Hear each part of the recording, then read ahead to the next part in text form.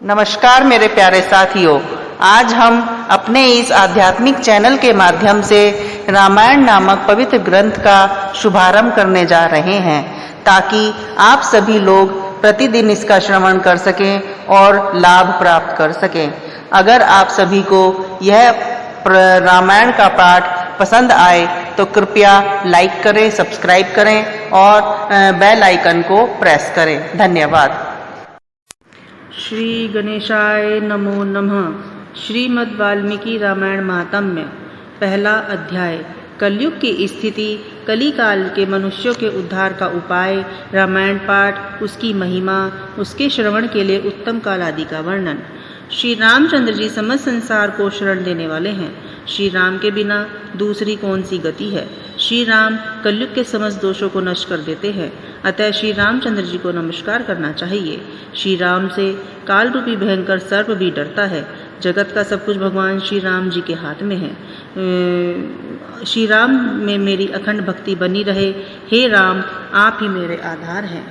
चित्रकूट में निवास करने वाले भगवती लक्ष्मी के आनंद निकेतन और भक्तों को अभय देने वाले परमानंद स्वरूप भगवान श्री रामचंद्र जी को मैं नमस्कार करता हूँ। संपूर्ण जगत के अभीष्ट मनोरथों को सिद्ध करने वाले अथवा सृष्टि, पालन एवं संहार के द्वारा जगत की व्यावहारिक सत्ता को सिद्ध करने वाले ब्रह्मा, विष्णु और महेश आदि देवता जिनके अभिन्न अंश मात्र हैं, उन परम विशुद्ध सच्चिदानंद में परमात्मा देव श्री रामचंद्र जी को मैं नमस्कार करता हूँ तथा उन्हीं के भजनों चिंतन में मन को लगाता हूँ। ऋषियों ने कहा, भगवान आप विद्वान हैं, ज्ञानी हैं। हमने जो कुछ पूछा था वह सब आपने हमें भली भांति बताया है। संसार बंधन में बंधे हुए जीवों के दुख बहुत हैं। इस संसार बंधन का उच्छेद करने वाला कौन है। आपने कहा है कि कलयुग में वेदोक्त मार्ग नष्ट हो जाएगा। अधर्म प्रायण पुरुषों को प्राप्त होने वाली यातनाओं का भी आपने वर्णन किया है। घोर कलयुग आने पर जब वेदों के मार्ग लुप्त हो जाएंगे, उस समय पाखंड फैल जाएगा। यह बात प्रसिद्ध है, प्राय सभी लोगों ने ऐसी बात कही है। कलयुग के सभी लोग काम वेदना से पीड़ित नाटे शरीर के ओर लोभी होंगे और धर्म और ईश्वर का आश्रय छोड़कर आपस में ही एक दूसरे पर निर्भर रहने वाले होंगे। प्राय सब लोग थोड़ी आयु और अधिक संतान वाले होंगे। उस युग की स्त्रियां अपने ही शरीर के पोषण में तत्पर और वैश्याओं के समान आचरण में प्रवृत्त होंगी। वे अपने पति की आज्ञा का अनादर करके सदा दूसरों के घर जाया आया करेंगी। दुराचारी पुरुषों से मिलने की सदैव अभिलाषा रखेंगी। उत्तम कुल की स्त्रियां भी पर पुरुषों के निकट ओछी बातें करने वाली होंगी।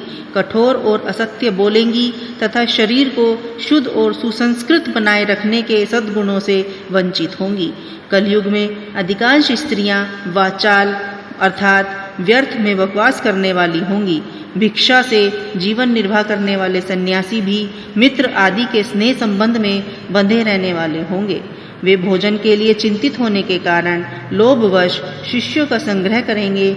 स्त्रियां दोनों हाथों से सिर खुजलाती हुई गृहपति की आज्ञा का जानबूझकर उल्लंघन करेंगी। जब ब्राह्मण पाखंडी लोगों के साथ रहकर पाखंड पूर्ण बात करने लगें, तब जानना चाहिए कि कलयुग खूब बढ़ गया है। ब्राह्मण इस प्रकार घोर कलयुग आने पर सदा पाप प्रायण रहने के कारण जिनका अंतःकरण शुद्ध नहीं हो सकेगा, उन लोगों की मुक्ति कैसे होगी। धर्मात्माओं के श्रेष्ठ सर्वज्ञ सूत जी, देवादिदेव देवेश्वर जगत गुरु भगवान श्री रामचंद्र जी जिस प्रकार संतुष्ट हों, वह उपाय हमें बताइए। मुनि श्रेष्ठ सूत जी, इन सारी बातों पर आप पूर्ण रूप से प्रकाश डालिए।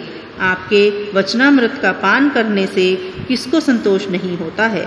सूत जी ने कहा, मुनिवरो आप लोग सुनिए। आपको जो सुनना अभीष्ट है वह मैं बताता हूँ।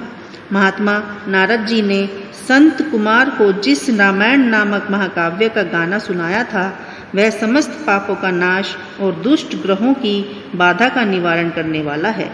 वह संपूर्ण वेदार्थों की सम्मति के अनुकूल है।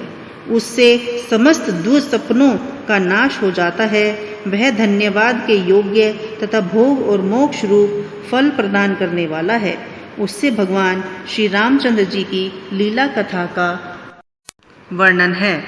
वह काव्य अपने पाठक और श्रोताओं के लिए समस्त कल्याणमयी सिद्धियों को देने वाला है। धर्म, अर्थ, काम और मोक्ष इन चारों पुरुषार्थों का साधक है, महान फल देने वाला है। यह अपूर्व काव्य पुण्य में फल प्रदान करने की शक्ति रखता है। आप लोग एकाग्रचित होकर इसे श्रवण करें। महान पातकों अथवा संपूर्ण उत्पातों से युक्त मनुष्य भी उस ऋषि प्रणीत दिव्य काव्य का श्रवण करने से शुद्धि प्राप्त कर लेता है। संपूर्ण जगत के हित साधन में लगे रहने वाले जो मनुष्य सदा रामायण के अनुसार बर्ताव करते हैं, वे ही संपूर्ण शास्त्रों के मर्म को समझने वाले और कृतार्थ हैं। विप्रवरो, रामायण धर्म, अर्थ, काम और मोक्ष का साधन तथा परम अमृत रूप है, अतः सदा भक्ति भाव से उसका श्रवण करना चाहिए। जिस मनुष्य के पूर्व जन्मोपार्जित सारे पाप नष्ट हो जाते हैं, उसी का रामायण के प्रति अधिक प्रेम होता है। यह निश्चित बात है। जो पाप के बंधन में जकड़ा हुआ है, वह रामायण की कथा आरंभ होने पर उसकी अवहेलना करके दूसरी निम्न कोटि की बातों में फंस जाता है। उन असगाथाओं में अपनी बुद्धि को आसक्त प्राप्त होने के कारण वह तदनुरूप ही बर्ताव करने लगता है।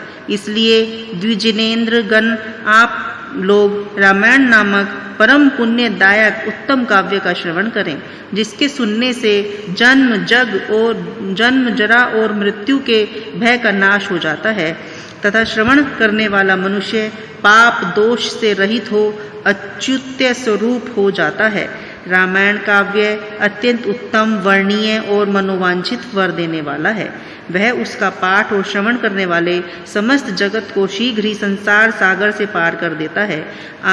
उस आदि काव्य को सुनकर मनुष्य श्री रामचंद्र जी के परम पद को प्राप्त कर लेता है। जो ब्राह्मण रुद्र और विष्णु नामक भिन्न भिन्न रूप धारण करके विश्व की सृष्टि, संहार और पालन करते हैं, उन आदिदेव परमोत्कृष्ट परमात्मा श्री रामचंद्र जी को अपने हृदय मंदिर में स्थापित करके मनुष्य मोक्ष का भागी होता है। जो नाम तथा जाति आदि विकल्पों से रहित कार्य करने के से परे सर्वोत्कृष्ट वेदांत शास्त्र के द्वारा जानने योग्य एवं अपने ही प्रकाश से प्रकाशित होने वाला परमात्मा है, उसका समस्त वेदों और पुराणों के द्वारा साक्षात्कार होता है। इस रामायण के अनुशीलन से भी उसी की प्राप्ति होती है। विप्रवरों, कार्तिक माघ और चैत्र मास के शुक्ल पक्ष के में 9 दिनों में रामायण की अमृतमयी कथा का श्रवण करना चाहिए। जो इस प्रकार श्री रामचंद्र जी के मंगलमय चरित्र का श्रवण करता है, वह इस लोक और परलोक में भी अपनी समस्त उत्तम कामनाओं को प्राप्त कर लेता है। वह सब पापों से मुक्त हो अपनी 21 पीढ़ियों के साथ श्री रामचंद्र जी के उस परम धाम में चला जाता है, जहाँ जाकर मनुष्य को कभी शोक नहीं करना पड़ता है। चैत्र माघ और कार्तिक के शुक्ल पक्ष में परम पुण्य में रामायण कथा का नभा पारायण करना चाहिए और 9 दिनों तक इसे प्रयत्नपूर्वक सुनना चाहिए। रामायण आदि काव्य है, यह स्वर्ग और मोक्ष देने वाला है, अतः संपूर्ण धर्मों से रहित घोर कलयुग आने पर 9 दिनों में रामायण की अमृतमयी कथा को श्रवण करना चाहिए। ब्राह्मणों, जो लोग भयंकर कलिकाल में राम के नाम का आश्रय लेते हैं, वे ही कृतार्थ होते हैं। कलयुग उन्हें बाधा नहीं पहुंचाता। जिस घर में प्रतिदिन रामायण की कथा होती है, वह तीर्थ रूप हो जाता है। वहां जाने से दुष्ट पापों का नाश हो जाता है। तपोधनों, इस शरीर में तभी तक पाप रहते हैं जब तक मनुष्य श्री रामायण कथा का भली भांति श्रवण नहीं करता। संसार में श्री रामायण की कथा का परम दुर्लभ है। जब करोड़ों जन्मों के पुण्य का उदय होता है, तभी उसकी प्राप्ति होती है। श्रेष्ठ ब्राह्मणों, कार्तिक माघ और चैत्र के शुक्ल पक्ष में रामायण के श्रवण मात्र से 100 दास भी शाप मुक्त हो जाते हैं। सोदासनों ने महिषी गौतम के शाप से राक्षस शरीर प्राप्त किया था। वे रामायण के प्रभाव से ही पुनः उस शाप से छुटकारा पा सकते थे। जो पुरुष श्री रामचंद्र जी का भक्ति से आश्रय ले प्रेम पूर्वक इस कथा का श्रवण करता है, वह बड़े बड़े पापों और पातकों आदि से मुक्त हो जाता है।